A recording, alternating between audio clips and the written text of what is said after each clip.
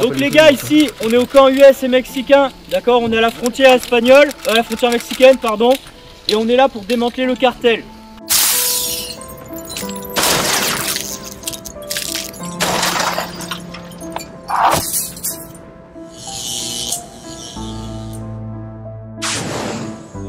Il y a quelque part par là John Smith qui est caché, il est toujours furtif.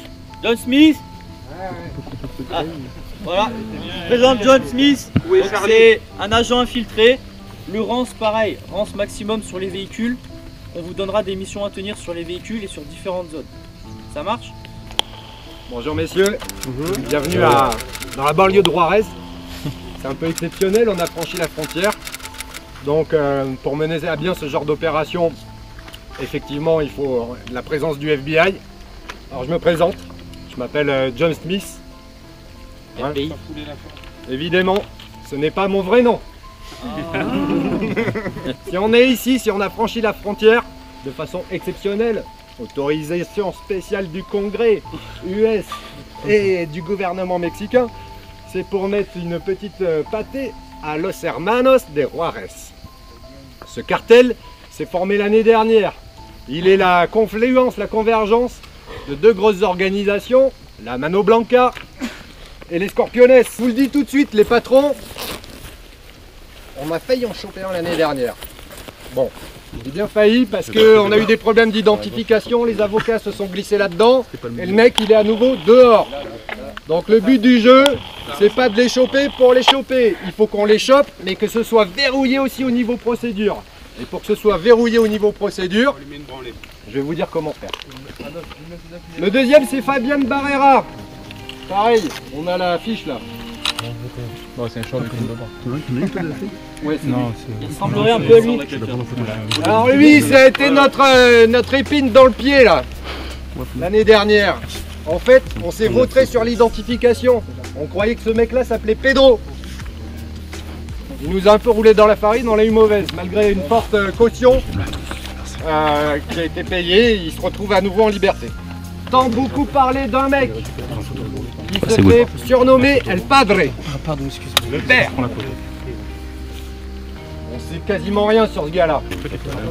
D'où l'intérêt de mener l'enquête pour savoir qui est qui fait quoi. Il y a une nouvelle drogue sur le marché. Et elle casse les couilles. Elle a enterré même les ventes de la marijuana et de la cocaïne cette année. Donc on a un gros sous-sail. Et surtout depuis qu'elle est sur le marché, on a une multiplication de cadavres. On veut savoir pourquoi. Et on veut mettre un terme à ça. Quand vous allez engager des sicarios, l'intérêt, bien sûr, c'est que vous reveniez entier. Donc s'il faut fumer le mec, évidemment vous le fumez. Mais la priorité, c'est de les identifier. Et qu'on puisse les interroger. Si jamais vous arrivez à capturer un mec, et à nos collègues là des Delta, bah, l'unité, hein. Bon, c'est pas vraiment son unité non plus. Brague, c'est peut-être pas vraiment son nom non plus. Mais voilà. C'est lui votre référent pour l'interrogatoire. Ok? C'est lui qui vous désignera aussi des cibles particulières en termes d'enquête. Quand vous aurez un sicaire, qu'il soit mort ou vivant, s'il est mort, on procédera sur place à des relevés génétiques. Dans un kit comme ça, il y a une petite éprouvette avec un petit coton. Alors on le passera sur les mains, hein, sur la bouche, enfin, vous vous démerderez. Il y a le process dessus. Et surtout, vous avez des stylos? Non. Ah, c'est bien, parce qu'il faut remplir la petite fiche qui va avec. Donc le minimum, ça sera de mettre son nom, son prénom ou son surnom, et surtout son rôle. Est-ce qu'il était sur un point de vente? S'il était sur un point de vente, est-ce que c'était un vendeur? Est-ce que c'était un mec qui récupérait le pognon? S'il fait du transport de drogue, voilà, le rôle précis du mec. Et surtout, s'il est vivant, notre intérêt c'est de savoir pour qui il bosse, qui y a au-dessus de lui. Il faut qu'on puisse condamner les patrons pour de vrai devant la justice. Ils ont une puissance financière telle que même si c'est super élevé, une caution est toujours payée et ça me fout grave les boules. Surtout, un rapport circonstancié et précis à nos référents d'enquête, Brague et Chipot. Ouais. Parmi les chefs, on a déjà un gars qui est identifié. Il s'appelle la Garto Loco. Il est censé se prénommer Flavian, mais on est sûr de rien. Et ce serait... Bah, il a peut-être... Pour moi, ça serait Monsieur Drogue dans le cartel, mais on n'a pas de preuves pour l'instant.